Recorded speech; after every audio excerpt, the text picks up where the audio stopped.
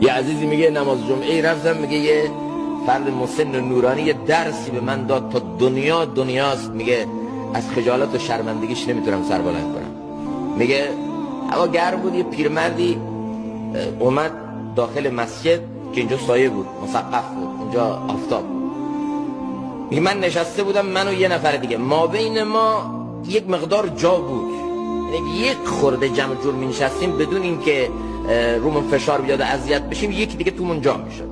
اما ما اینجوریم دیگه، خدا معاف کنه ما ایرانی‌ها، همین که بفهمیم به یکی دیگه میگن، یه لطیفه یه جای نوشته بود که برای خانوما مهم نیست شوهراشون کجا هستن، مهم اینه که هر جا هستن بهشون خوش نگذره.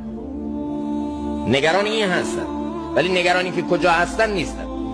به هر حال ما هم نگران این نیستیم که به ما چیزی میرسه یا نمیرسه، نگران این هستیم که به هیچ کی دیگه نرسه هستن. میگه من تا دیدم این اومد نگاه نکردم بالا، سرم انداختم پایین، بعد یه خورده پاهم هم تازه بازتر کردم.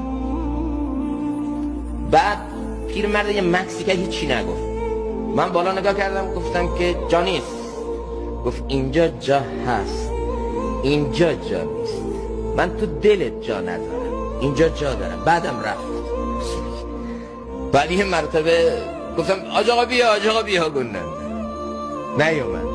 ولی این حرفش میگه مثل پتکی به روح و روانم بود. همیشه با خودم فکر میکردم که من اگر مسلمانو تو دلم جا بدم، اون موقع همه چیز حل میشه. هر مسلمان رو از خودم برتر و بهتر بفهم، فضیلت‌های دیگران مد نظرم باشه.